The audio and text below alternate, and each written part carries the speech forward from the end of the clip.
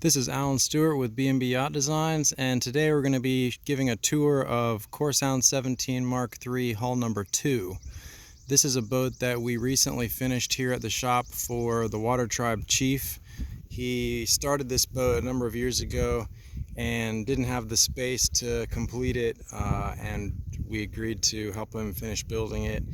And he and I are going to be sailing this boat in the upcoming North Carolina Challenge in June 2020. So we've just done the sea trials. Everything came out really nice, and I'm going to give a full tour of this boat with all the rigging details and hardware that we use and all the little customizations that this boat has. Up on the bow we have a 6 kilogram, which is a 13-pound Mantis anchor, and we're going to kind of work from bow to stern here.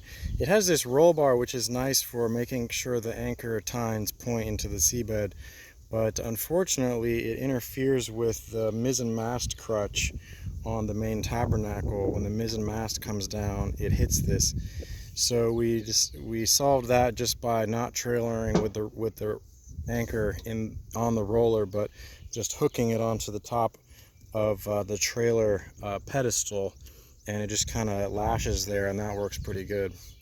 The anchor roller we're using is a stainless steel one that I found on Amazon, and it was pretty cheap, and so far it seems to be holding up well. It's pretty thick stainless. It's an 1/8 inch stainless, and we've got two big old bolts going through the breasthook just next to the bow knee and through bolted there. And then there's 2 number 10 screws that go down through this wooden bowsprit into the knee here, right about in this location. And then there's one big old through bolt here on the end of the roller. That one we had to drill ourselves. That did not come on the roller, but these aft 3 holes did, and we're not using that hole. So far this works pretty good, and the bowsprit is angled. You can see it's angled to starboard so that it misses the main Tabernacle, and the anchor cleat is just there on the foredeck behind the Tabernacle, and it's offset to starboard. We've got a 1/2 inch stainless steel hollow back running down the stem down to just where the forefoot turns to the straight section to keel, and then it transitions to 3/4 inch hollow back for the rest of the keel strip. The 1/2 inch hollow back is nicer on the stem where the radius is smaller. And we start and stop that hollow back above and below the bow eye there. I'll just step back here and show you the trailer. This is a pretty wide trailer, so the fenders are wider than the chine, and it makes for a nice stable platform, but it is a little harder to maneuver. The other way to do it is with a narrower trailer where the fenders are actually under the chine, but then the boat is pretty high off the ground, and it's pretty high off the ground on this trailer as well, but it's not too bad. And we've got 3 rollers, but there really should be a 4th, but there's no cross beam on this trailer. Also, you want to pick a trailer where you can move the axle. So this one you can unbolt the axle and move it to adjust the tongue weight. This trailer has about 300 pounds on the bow wheel there, the tongue wheel I should say. We've also bolted down a 2x8 all the way down the trailer cross beams, and the centerboard is supported in the down position.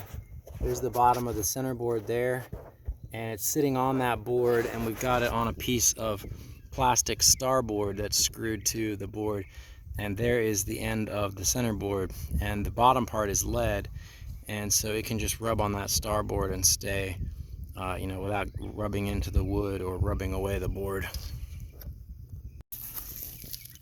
Here's a shot of the back of that board where you can see the centerboard sitting on that starboard pad.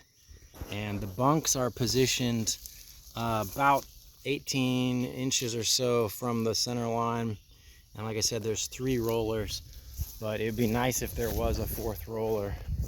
The center of gravity of the boat is about here, just behind the 3rd roller. There's 1, 2, 3. It'd be nice if there was another support there, but you could always add one with some wood or something. Another note on the trailer is you'll notice the boat is longer than the trailer, which is common for sailboats, because if you buy a trailer long enough for this whole boat, it's going to be way too strong for the boat. It's going to be for a really heavy power boat, and this is a light sailboat, so it's common for our boats to overhang trailers. Otherwise you're going to be overbuying in terms of what you need for a trailer.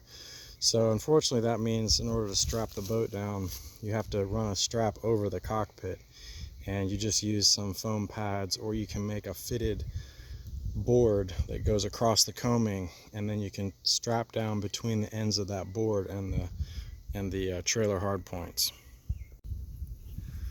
Back up at the bow here you can see the Rubrail, and this boat has a solid UHMW Rubrail, which is machined out of 3/4 inch starboard. So we have a sheet of 3/4 starboard that we cut a bevel on, and then we counterbore holes, and it's through bolted through the cabin section, and then aft of the companionway bulkhead it's screwed into a cleat inside. And then on top of all the fasteners there is a starboard 3/8 inch plug that's tapped in, and the head of the screw is about 1/4 inch under the surface, so there's enough room for the plug. And after you tap all the plugs in, we just plane them all smooth and flush, and so you get a nice smooth surface, and this rubs really nicely against pilings and stuff. And UHMW is fairly heavy, but it's about the same weight as if you did a wood Rubrail with a stainless steel hollow back on it. And this will never rot, it doesn't need varnishing. So I think it's a good option for Rubrails. It's probably what I'm going to do on my boat. You can also see we've got the standard Portlights in this boat with the 1/4 inch Lexan, but we did it a little differently on the inside because we actually had a lot of trouble with the riv nuts, which is a design that we show in the plans for securing the inside trim ring, and I'll show you that when we get inside. Okay, here we are in front of the main tabernacle, and you can see that mizzen mast crutch, main tabernacle, and then down here we have the wire coming out of the mast for the nav light. On this boat we've installed a Aqua Signal Series 34 Masthead LED tricolor and all-around white anchor light, and it's at the top of the mast. I've got pictures of it. And the wire comes out of the mast with a rubber grommet here, and then it goes up under the foredeck here, still in the anchor locker, and this is a waterproof connector. So if you need to remove the mast, you can undo this connector, and this is a 3-pin because it has the anchor light and the tricolor, and that connects back onto here with a twist lock, and it just dangles here when the mast is down.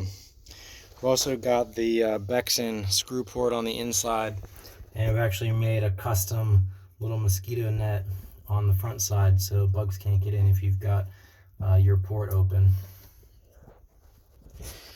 Here's a shot of how the bow eye comes in on the inside. There's a reinforced block that's glassed on, and there's the nuts for the bow eye. And here's a shot of the bow knee. I think you can see that. You can see the nuts where the Rubrail is coming in. You can see the bow knee and the breasthook. And here's another shot of the anchor roller. And the bowsprit on this boat is sticking forward approximately 5 inches. We shortened it up so that the very end of the roller could be through bolted. We didn't want to extend it any further than it absolutely needed to. Here's the aft side of the main tabernacle, and we've got the boat all rigged, so everything is the way it would be. There's a spot on the deck here where I had to fill in a screw hole, so that's marked for some paint touch-up, so just ignore that. But on the left side here, this is actually the extra downhaul line, and this is shown in the plans in the cockpit reefing section. So on this boat we decided to just put one extra downhaul, and that line goes up to a block with a large S-hook for the second downhaul. So this is reef number 1, and reef number 2 is way up there. So if you want to put in the first reef in the main, you just pull this line, and that pulls that second downhaul down to the deck, and you can work the reef lines on the sprit from the cockpit, so you don't have to go forward to put in the first reef. To put in the second reef, you would have to come up here, pop up through the forehatch, and move that hook up to the second grommet to put in the second reef. But the first reef is much more commonly used, so you can just as well add another one of these right here, and I think in the plans it actually shows a single larger block, and both lines go through that one block, and so that runs your 2 downhauls back to the cockpit, your 2 reef downhauls. On the starboard side, starting from the inboard part, we have the downhaul turning block, the Snotter turning block, and the main halyard turning block. The main halyard block is through bolted on the front side of the deck beam, so the bolts and washers are in the anchor well on the underside next to the Tabernacle. And these 2 blocks, the forward fastener is a long screw that goes into the deck beam that's just behind the Tabernacle, and the aft bolt connection is through bolted with a backing plate under the deck. The anchor cleat here is angled so that when the anchor line comes across, it hooks one side of the cleat, and we rotated it so it's more in line with the running lines, so that it's less likely to foul. But when you're anchored, these are all slack anyway. Now we're on the starboard side, and I've got the anchor line in my hand as if I was in the forehatch, and you can operate the anchor line from here, and you can see this is how it would be cleated off, with the anchor line going over the control lines, and then your leftover anchor line is just in the anchor well here. The anchor cleat is through bolted, and there's a 1/2-inch plywood backing pad under the deck, which I'll show you. So the downhaul block is just hooked onto the to the tack of the sail here, and of course our sail track with our starboard sail stop that prevents the slides from coming out when you lower the sail. And then we have the 3/8 Tabernacle bolt with a nut on the Tabernacle, and at the bottom we have a handle nut, which is just a nut with a handle welded onto it, so it's easy to turn on and off without a tool, and it can't come off on its own because gravity keeps it from unwinding. Okay, now we're standing up at the main mast, and here is the main Snotter.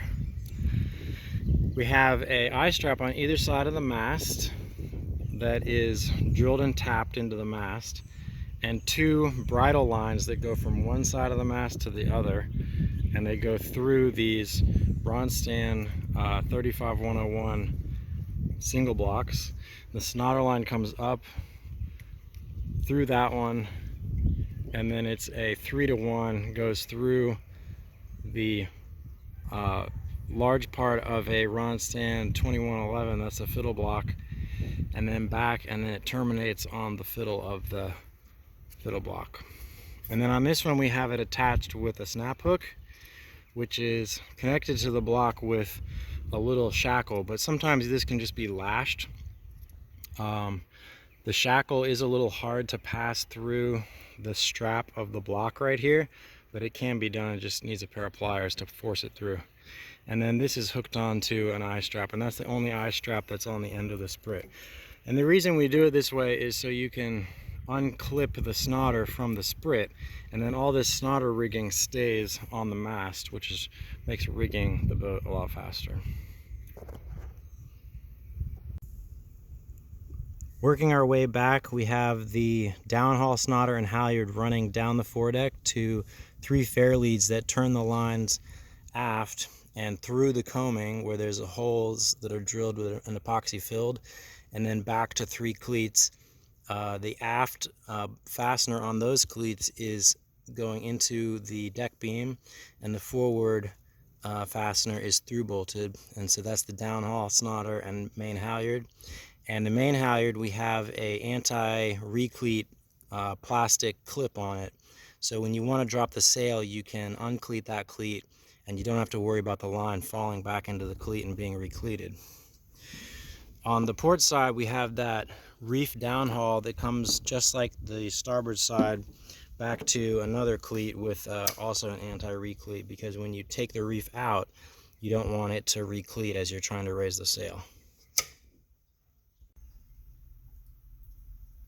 Here we are inside the cabin, and you can see the nav light plug comes through the main bolt, the forward bulkhead there. The main tabernacle is right here, and that's where the bolt for the mainmast is going through the bulkhead. Above here you can see the backing plate for the anchor cleat and the 2 fasteners for the foredeck hardware on both sides. And there's the Mizzen ventilation hatch, and that can be opened, and you can get a 12-volt fan for this spot and set it right in front of there so that you can have a breeze come through. And we just hosed the boat off, so some water came in. Then you've got the forward hatch, which we don't have installed at the moment, and this hatch here goes to the space that's under the anchor well sole. So just in front of this bulkhead is where the anchor rod is coiled. And so that gives us access into that space. You can store valuables or reach up a nut for the hollow back or something like that.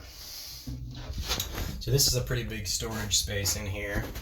Then we have shelves on both sides for putting phones and knickknacks, you know, paper towels or binoculars or whatever else. Then here's what the Portlights look on the inside.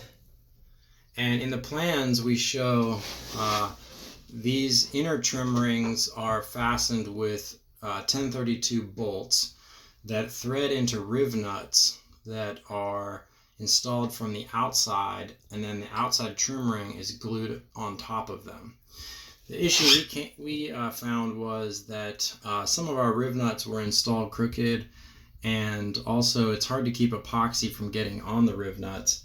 And some of ours were so bad that we just was taking too long to get that to use them. So we actually removed them, and on this one we simply have the inside trim ring screwed on with number 10 screws that are properly sized to not puncture the outer trim ring.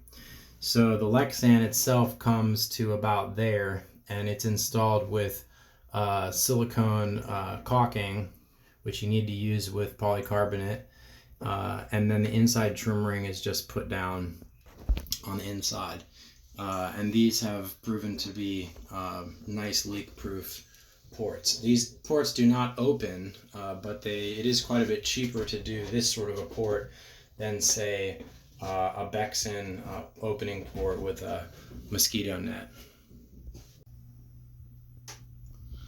Still in the front half of the cabin, here is the foredeck hatch, and you can see the foam gasket, which is a 1/4-inch gasket that is sealing it, and you can see the dogs that are holding it down. And so these are 1/4-inch bolts that are captive in this little corner block, and if I take that out on both sides, I can open the fore hatch and we can get some cross breeze through here. These are threading into barrel bolts that are installed in the fore hatch from the top. Okay. So there's the fore hatch open.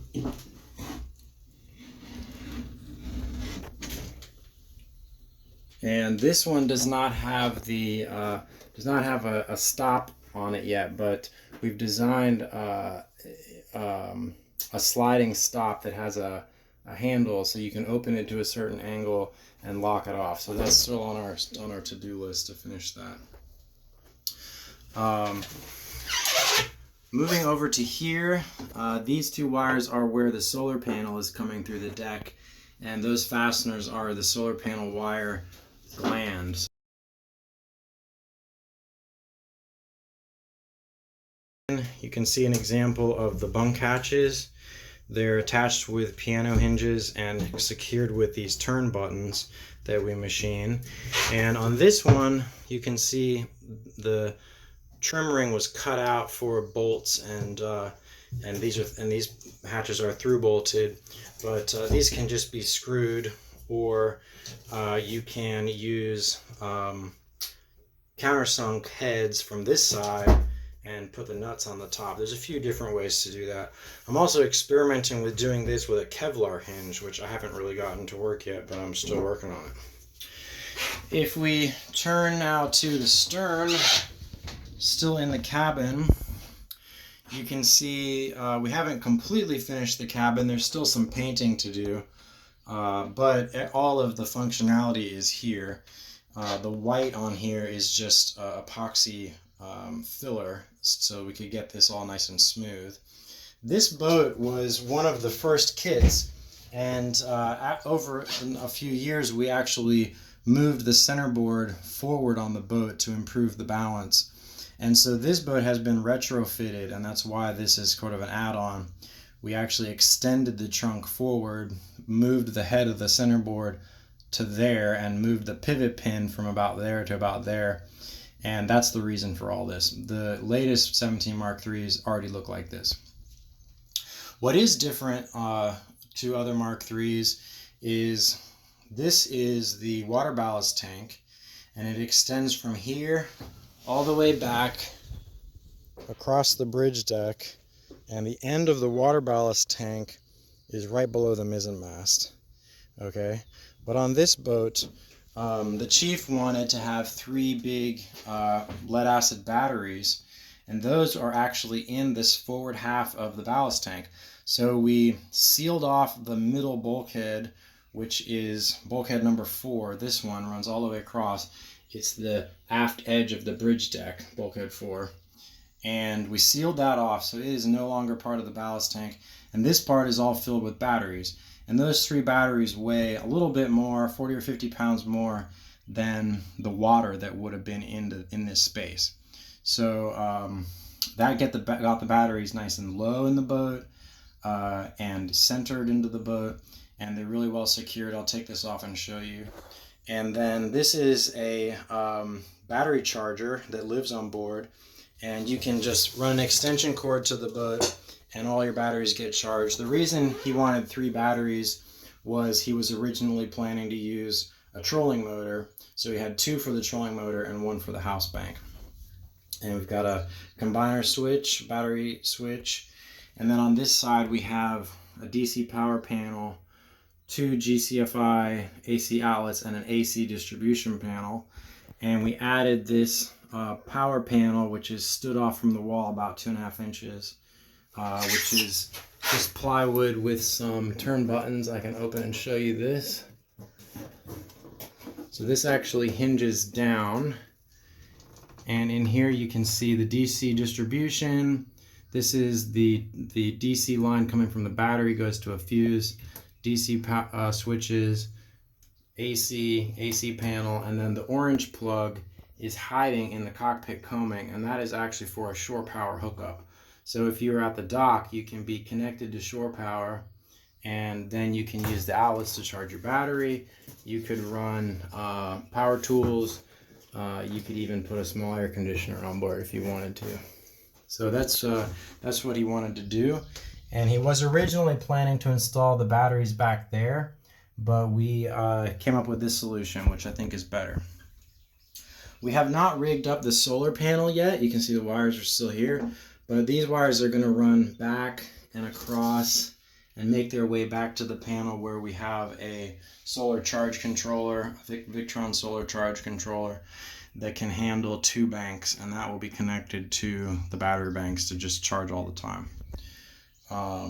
So that's pretty much it for the cabin. I'll take this off and show you. With these 2 screws removed, the battery lid slides out, And here you can see the batteries, and we've got them held down with these cleats that run around the sides. And these batteries are up underneath the cleats, and then these run fore and aft to hold down the middle where the space between the batteries is. So these two are in a pack, and that's a pack. And this one is the house battery, and this is just extra power here. You can see how much room there is aft of bulkhead 4. So this is the bulkhead where the batteries stop, and then that bulkhead on the other side is the cockpit locker. And this is a huge space. Some people install drawers for storage. You can stuff your dry bedding and sleeping bag and stuff down in there, or just store dry bags. And on some boats, this space becomes a cooler. So you can leave this bulkhead solid, which I think we actually do on the latest kit. And you can turn this space on the starboard side into an ice box that's insulated, and we put it on the starboard side because it's opposite the centerboard trunk, so it helps to balance it out. You can see how far off center the centerboard trunk is, and we get asked a lot about this. It's approximately 12 inches off center, and you really can't even tell the difference sailing. The only difference is it's higher out of the water when the boat capsizes one way versus the other. There's the 3 fasteners coming through the deck where the running rigging cleats are. So those are just washers and nuts, and the aft hole is going into that deck beam with screws. Here's the Lexan cover for the centerboard rigging, and on this boat it's a little different than what's shown in the current plans just because it was retrofitted. And also we're using a different block. We're using the 35151 cheek blocks. I think you can see that. So the centerboard uphaul line comes up here through that block and back into a PVC pipe, and then it runs back and into the cockpit there. We've also added on this boat a centerboard downhaul line, which is rigged just like the uphaul line on the board. But if you imagine the board in the trunk here, the uphaul line connects about here, pretty much on the top of the board, or just a little below the top, just a little in front of the very top of the board. And the uphaul line connects way back here, just above the level that the board would be in the boat when the board is all the way down. So the uphaul line is attached about there. The downhaul line is attached about here, and that downhaul line runs inside the trunk. There's enough room for it to slide through here, and then it comes out here, that red line. Or is it? Right. It's too much glare. It comes out right there. Let's see if you can see it from this angle. Nope, all you can see is my reflection. It comes out behind here, up into that other block there, and then it comes out the top of that block and goes into the tube as well.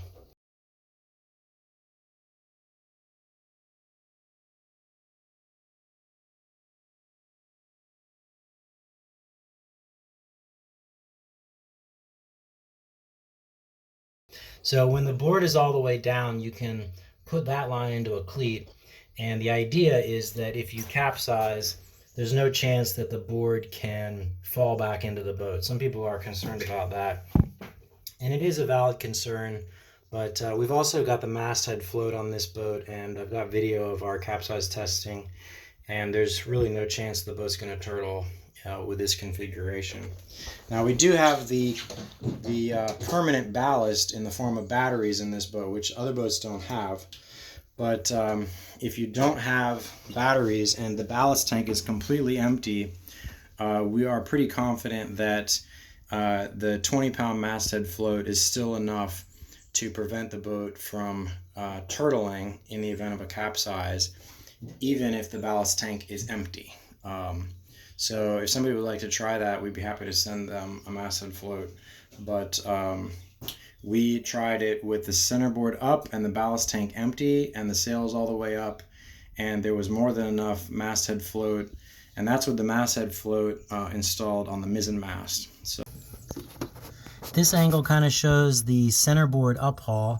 So the uphaul pennant comes out of the PVC pipe and attaches to a single block right here. And then that's centerboard pennant line number 1. That's a 1/4 inch line.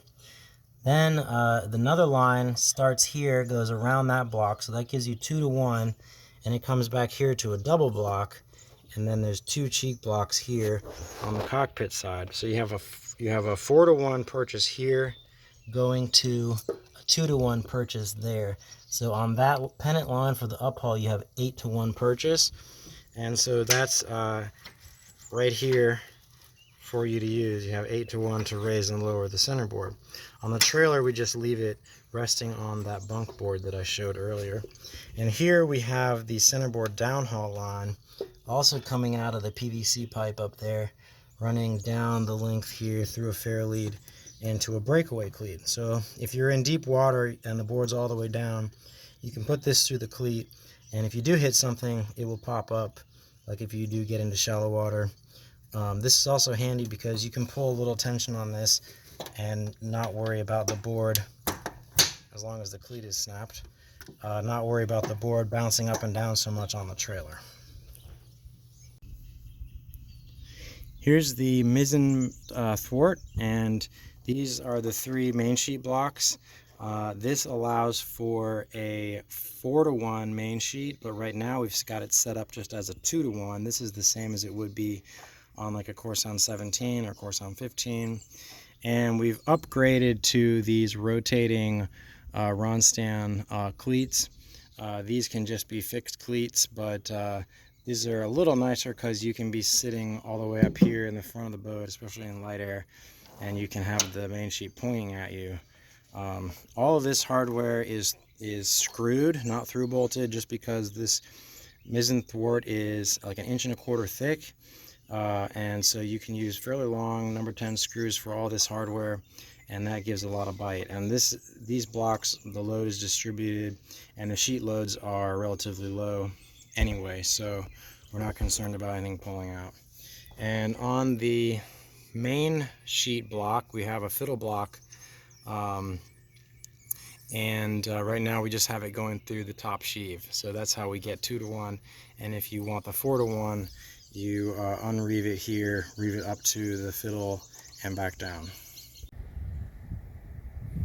Here's the aft end of the main sprit, and you can see the main sheet is attached with a snap hook, and the clew of the sail is attached with a S-hook. And you could use an S-hook down here as well. Really, the snap hooks and the S-hooks, you know, you can use them the same. This one is off of Graham's sail because we're actually using Graham's mainsail. And so you can see he squeezed the S-hook down to just a thin little spot so it fits through the eye strap, and it's unlikely to be able to work its way out. And you can see he's got it lashed to the sail. So there's 2 ways of doing basically the same thing. And here we have, again, fair leads for the reefing, and on the other side we have eye straps, which we probably should have used plastic eye straps because it's touching the sail, I realized after the fact. But you can also eliminate those eye straps altogether, and people have talked about this on the forum, and some people just drill a hole through the sprit with an epoxy bushing, and they just run the other end of the reef line, which comes down the back side of the sail here. They just run the line through that hole and put a stopper knot.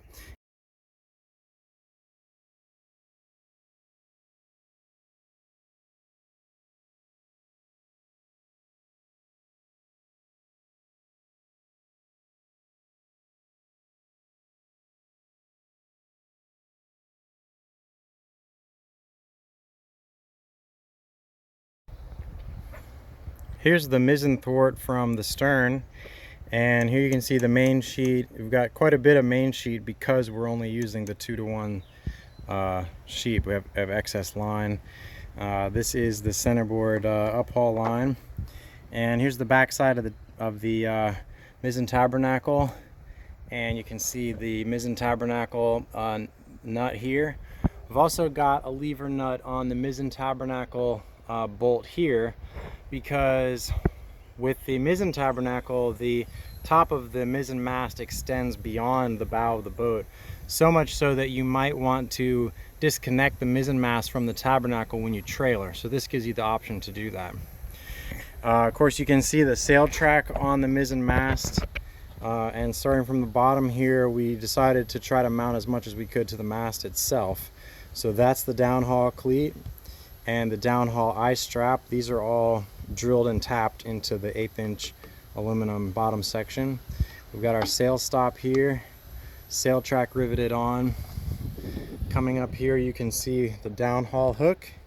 And coming up here on the port side, I installed the Snotter cleat, and on the starboard side, a little higher up, I have the halyard cleat, and this one has the anti-recleat clip on it. You can see the crutch for the main mast is here on the starboard side, and there's also an extra cleat on the front side in case he ever does a staysail halyard. And then coming up here on the mizzen mast, we have the same eye straps on either side of the mizzen mast with a bridle line and another single block.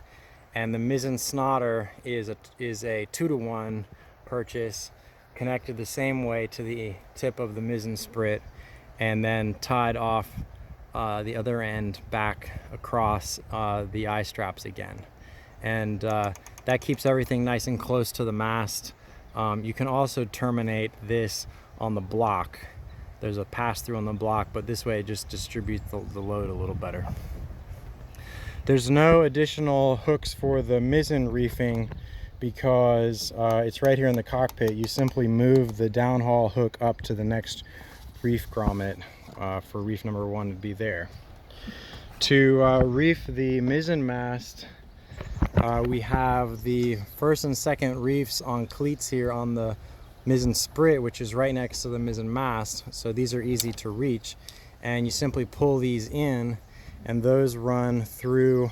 On this case, we tried out some fair leads instead of blocks, and you can see there's a little wrap going on. This should actually be on the other side of the sail, so you have to watch out for this sort of thing. This has gotten rigged up on the wrong side of the sprit, so if I disconnect the Mizzen Sheet for a second, and I have to let out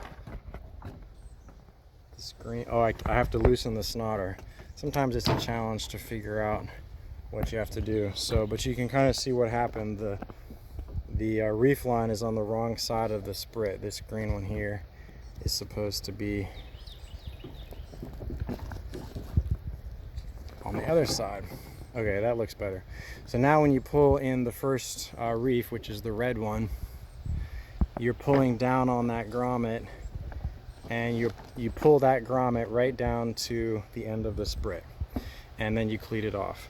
And this one also gets a couple of fair leads in the middle of the mizzen sprit, which we haven't installed yet because we're still rigging the boat a little bit, but that's supposed to take up the slack. And since I just grabbed a hold of it, here is the Mizzen Sheet. The Mizzen Sheet goes through a cam cleat that's centered on the aft deck, and it goes to a fair lead. And in this case, we have the bumpkin on, so it goes through a fair lead to a block, then up to a single block that is clipped to the bottom of the mizzen sprit, and then back down to a large eye strap. And that's how you connect the Mizzen Sheet. So there's the Mizzen Sheet. Here's the bridge deck, there's the cabin, and this is bulkhead 4 here. And here we have the ballast tank access port. And on most boats, the ballast water, as I said before, would extend in front of this bulkhead all the way to the front there. In this boat, there's a solid bulkhead here with batteries on the other side. So the water ballast really just goes from about here to the bulkhead, and this adds approximately maybe 200 pounds of water. To seal the ballast tank, we use an Armstrong port. These are really nice because they have this really wide dogging clamp and soft gasket, so you just need a smooth paint border around the hole, and this slips in there and drops down into the hole, and then you just turn this and it tightens that dog across the backside of the surface, and now you have a watertight port.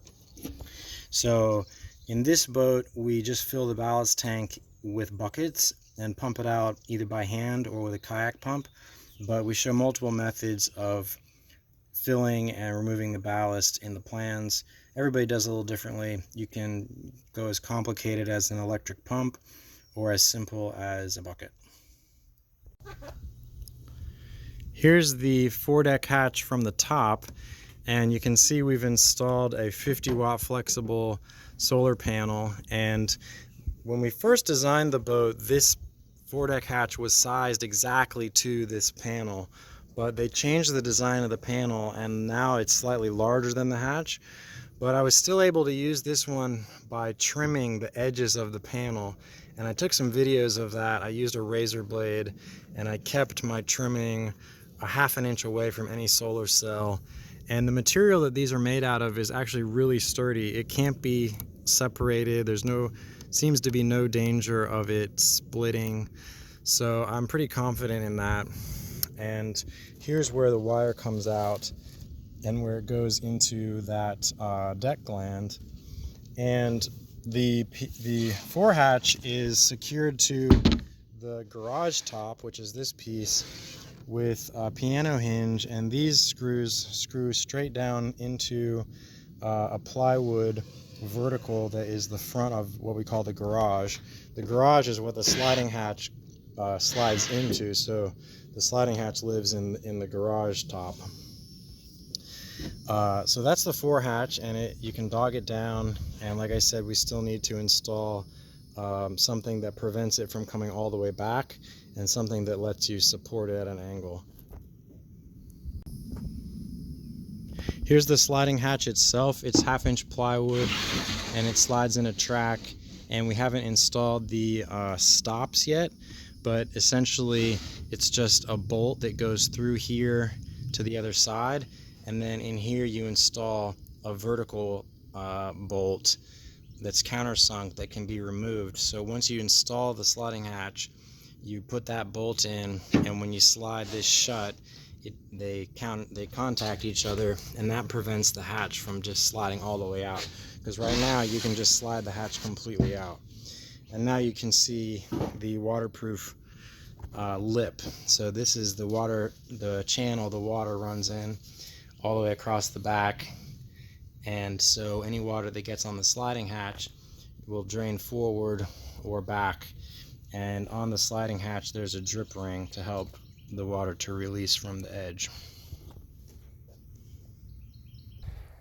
This is also a good shot of the Dodger coaming, which is optional, but if you ever want to install a Dodger, this is what you would attach it to, and you can see the lines pass through holes that are epoxy filled. And the Dodger coaming is bent around, glued to the garage top, and then afterward it's sliced here so that the garage top can be removed.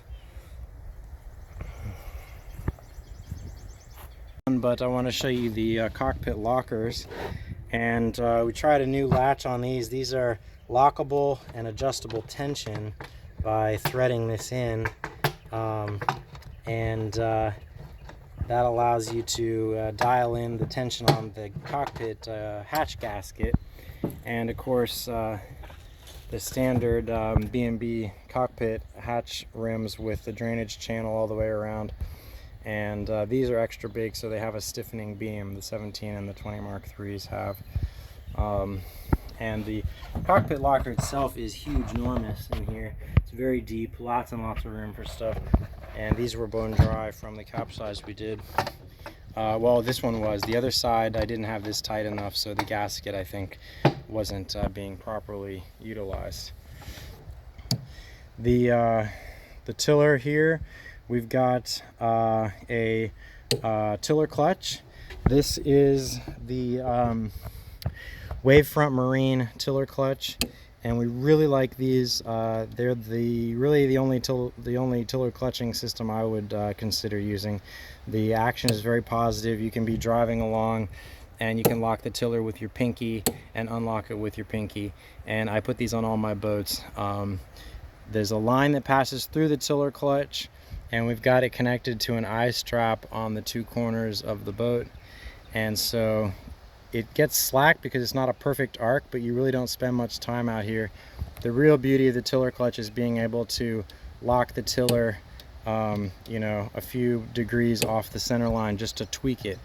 So you can leave the helm, you can sail, you can balance the hull sailing with just the sails, you can dive down below for a sandwich, whatever you need to do. We got our tiller extension swivel there, and the tiller extension clip back here. This is a piece of 1/2-inch CPVC pipe. It's the best and cheapest tiller extension out there. And this one is a little over 2 feet long, and this allows me to sit all the way up in the front of the boat and drive the tiller. I can just, as long as I can reach the mizzen thwart, I can drive the tiller from the front half of the boat. This tiller is a little fancy. It has a pivoting section, which the tiller clutch prevents it from pivoting, but if you untie the tiller clutch, you can see the rotation bolt back here, and this whole tiller will pivot up. So I'll show you that. Here's the tiller, and I've got the tiller clutch disconnected, so now you can see how the tiller hinges. A lot of people like a pivoting tiller. I don't really care for it, but it does make it easier to store the tiller and rudder if you're not going to leave it on the boat. I typically leave my rudder assembly on the boat when I trailer, but if I was going across country, I probably wouldn't. Because of the pivoting tiller, we had to do some different things with the hardware here. These zip ties are temporarily taking out a little bit of slack in the tiller to rudder cheek interface, that's a thing that I need to work on. This has a knob that lets you tighten the tiller down. This fair lead here goes for the rudder uphaul line, and this is the rudder uphaul cleat. So to get the rudder up, you just pull this line and you can cleat it off in that cleat. To get the rudder down, we have the standard rudder downhaul, except it comes out the top instead of the front on the standard tiller cheeks that's shown in the plans. This is partly because the tiller cheeks for this were part of the original kit, and so what's in the latest plans is a slightly different design, but it's essentially the same. You pull the downhaul and the rudder gets pulled forward. And there's lots of ways to secure your downhaul, but I'm going to reveal my secret method that I have sworn by over the years of water trap racing, and that is an all bungee system. So they make auto releasing cleats like the one we have in the centerboard for the centerboard downhaul, but for the rudder I really like an all bungee system. And the way I do that is with a section of bungee. Here I have three sections of 1/4-inch bungee, and the ends are lashed or whipped together, so you're basically making like a bungee muscle that's 3 pieces. And the downhaul line comes out the top of the rudder, attaches to the bungee. This bungee is about 9 inches long or so. You can kind of tweak the length, but the trick is making sure you have enough room from where it leaves the rudder head to the downhaul cleat. So you pull in the downhaul, and now the rudder is down, and now you pull the bungee tension on. Okay, now we've pulled all the tension that we can out of the bungee. The rudder's all the way down, and if we hit a log or something, the rudder can swing all the way up and it comes all the way back down. The trick is making sure you have enough down tension on the rudder that it doesn't work its way back when you're sailing. Sometimes you'll get a bunch of seaweed on the rudder and it will increase the drag significantly, and then the rudder can get pulled back a few inches, and then the boat will really sail weird because the rudder's not balanced properly. And so also when you're sailing long distances with a kick-up rudder especially, I like to kick my rudder up, you know, maybe once every couple of hours to make sure I'm not hooked a bunch of seaweed on the leading edge of the rudder, because it'll also slow you down a lot. So that's my secret rudder downhaul method.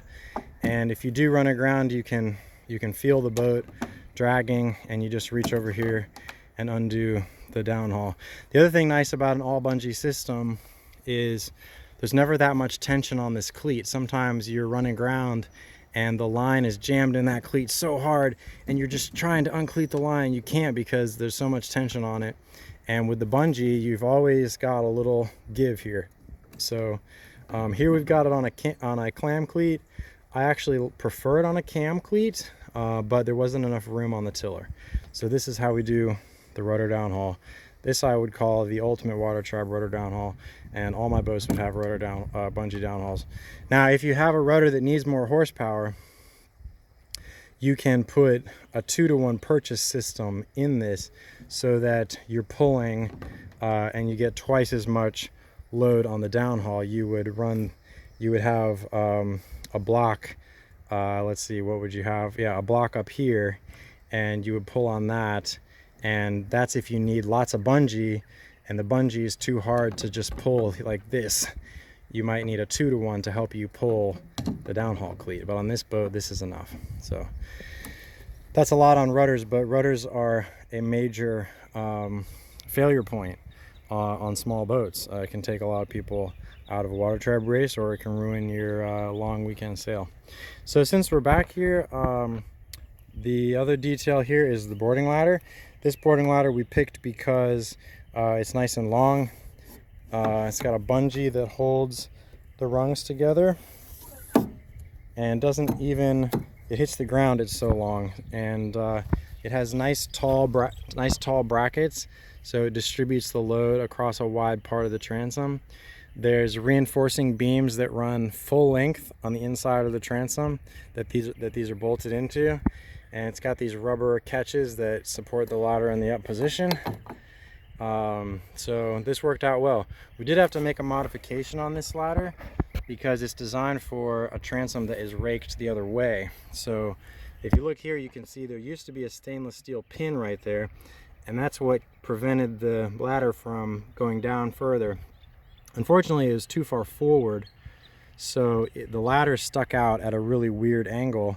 So what we did is we just cut that off and bolted a 3/8 inch stainless steel hex bolt into a stainless steel hex standoff, and that created a new pin.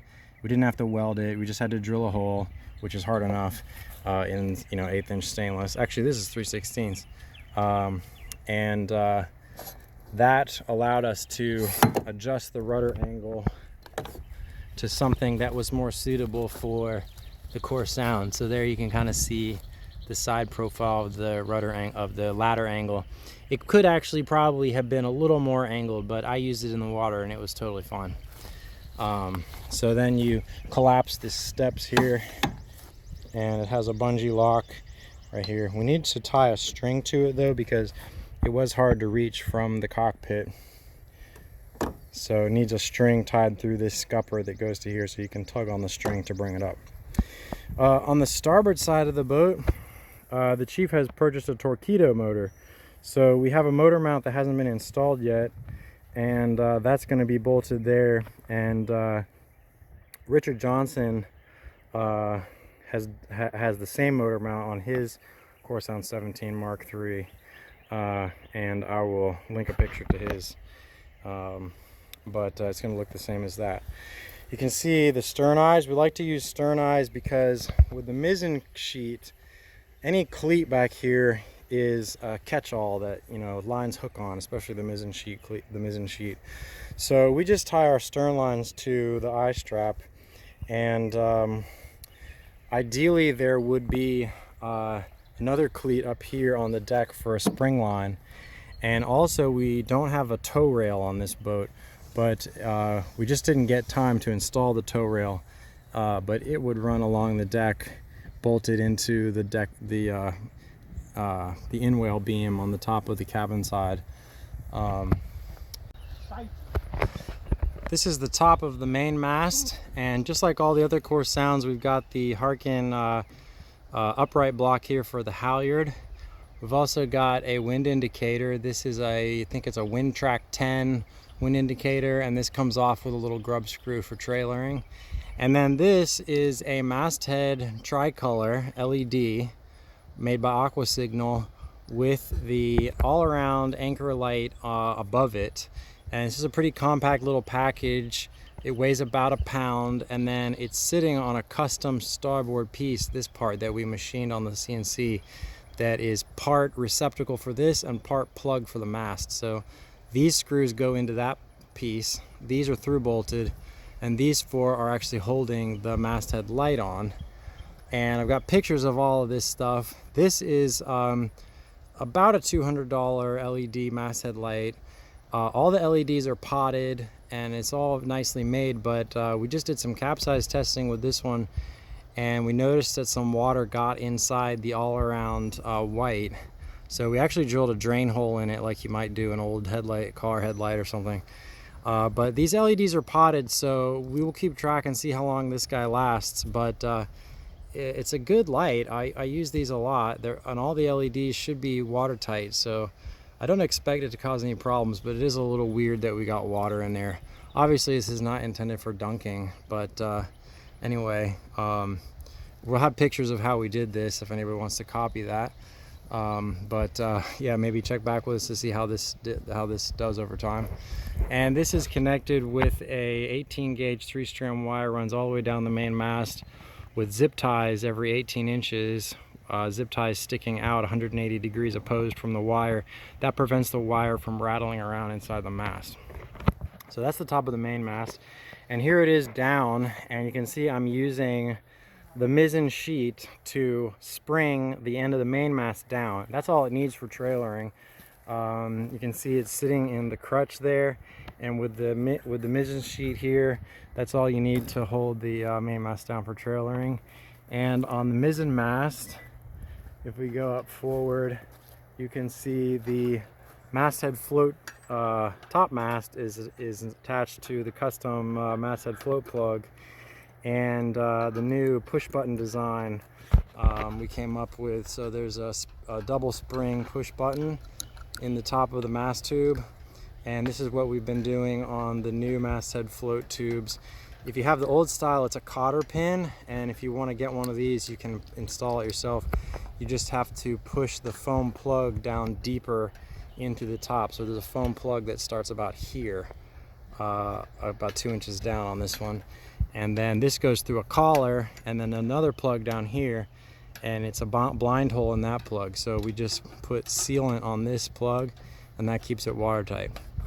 Another tricky thing is installing the masthead float with this block. So these are through bolted, these are screws into the starboard plug, but there's another plug down here. So what we do is we through bolt the bottom bolts first, and then the bottom plug we actually cut a half moon section out of so that we can slip that plug past the nuts on the inside. And then once that's done, this goes all the way on. Then the top plug goes flush, and then you can put these screws in. So that's a trick to get the masthead float tube installed. And then this will just get a line held down to the anchor roller to hold the mizzen mast down. Some people have also done like a Velcro or a bungee system right here on the mizzen mast crutch. There you can see the nav light wire coming down into the anchor locker. So that's what it looks like with the mast down. And you can see how far forward it extends. In this case, I can trailer with it without hooking it up. The door of my van is about here.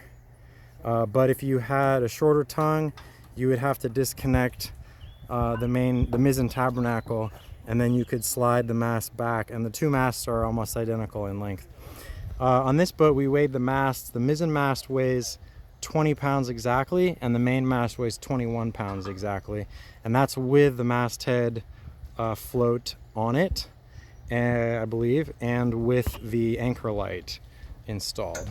So we also just weighed this boat, and without the water ballast, she was 955 pounds, but that includes 3 large lead acid batteries that are right there. So without those batteries, you're probably around 800 pounds. And all up, this rig weighed 1,600 pounds. We used our trailer scales to weigh the boat and trailer. The trailer is about 600 pounds, and the boat dry was 955. That included the mast and the sails, everything it needed to sail with no ballast.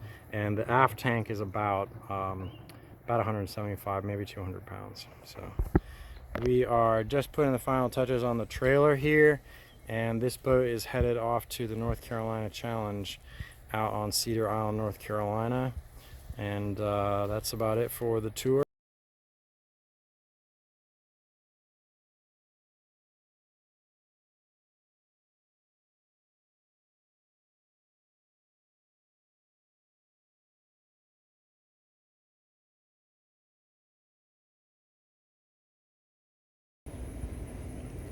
I'm here with the boat after the North Carolina Challenge, and I thought I would just make a quick video so I remember a few things. You know, we had a chance to really work the boat hard, and there was a few things that I would change that would make things a little easier. The Mizzen Sheet was a little hard to sheet when we were going hard on the wind. So I think it could use another purchase, maybe make it a 3-to-1 like the main is. Also, this cleat, it would be nice if it was a rotating cleat. It was hard sometimes to get the Mizzen Sheet into place. Also, the tiller clutch being so far up, whenever I reached down for the mizzen cleat, I was reaching through the tiller clutch line. I think it'd be better if the tiller clutch was at the same position, like directly above the mizzen cleat, so that the tiller clutch lines won't be in your way when you reach down to grab the Mizzen Sheet. This is a little thing, but under this pile of line is the Snotter cleat, and I put it here on the mast, but it's right above the Tabernacle. And with these clam cleats, you kind of need to put your hand right there to cleat it, and it's too close to the Tabernacle. I think if I was going to do this over again, I would put the cleats actually on the Tabernacle. We were trying to avoid that just because, you know, why put a fastener into the wooden Tabernacle when you have the aluminum mast? But I think it would be better to have the cleats on the sides of the Tabernacle, like Snotter cleat and halyard cleat on this side. Another weird thing is with the Mark IIIs, if your towing vehicle is such that you need to disconnect the main mast pivot bolt from the mizzen mast pivot bolt from the mizzen Tabernacle, you can't do that if the main mast is down, because the bolt and the crutch are right here. So this is a problem we may need to look at solving. I'm not sure. The cockpit hatch latches worked great, didn't have any trouble with those. The centerboard uphaul rigging worked great. I liked having this cleat pointed up right here. This is the same way Graham has it on his 17 Mark III.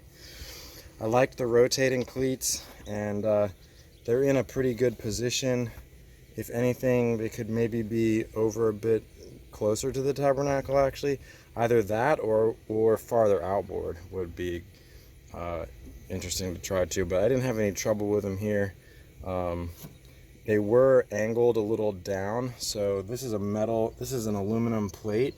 I think I would put a wedge under the cleat so that the cleat is angled more that way, more pointed up towards the skipper. Would make it easier to cleat the main sheet. We had the main sheet in the 2-to-1 purchase for the whole trip, and that was pretty sufficient. But the Mizzen Sheet we like to get in really tight, and because it sheets to the center of the boat, the sheet tension is a lot higher because you're trying to get it in that last little bit. So it would be cool to actually be able to sheet the mizzen to the edges of the boat somehow. And I think Richard Johnson played with this idea, so I need to look into that.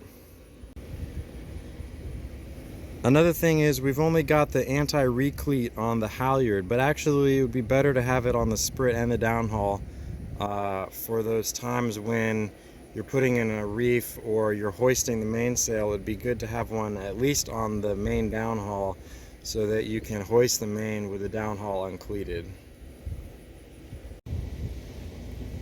Another thing that was slightly awkward on this trip was rowing, because the two masts fold down into each other, which is nice if you just want to rig it quickly, but if you want to use the boat as a camper or you want to row regularly, I think it might be better to not have the Mizzen Tabernacle. It just would reduce some complication, because what you could do is just create a temporary crutch on the cabin top that would support the main mast in a halfway position. And this would be useful if you're camping and want access to the cabin, or if you want to put the mast down and row under a bridge. And so by not having the Mizzen Tabernacle, you could just put the mizzen mast alongside the main mast and they could both live in the crutch. And that's more similar to how our Corson 20 Dawn Patrol was set up. It was awkward with the Mizzen Tabernacle in the Harlow Canal, and what we ended up doing was just putting the Mizzen Tabernacle back up after getting under the bridges. So we had to just keep dropping it to get under each bridge, so that it wasn't in the way of the rower. And then we didn't have anything to support the main mast, so we used the sprit stuck down in the cabin to support the mast, and that worked, but it made our air draft a little too high to get under one of the bridges. So that's my thoughts on the Mizzen Tabernacle. I haven't decided if I'm going to do it on my boat, but be aware of the limitations for rowing under bridges, and slight limitations for accessing the cabin if you're using the boat as a camper, if you have the Mizzen Tabernacle. It's 2:30 and we are rowing through the Harlow Canal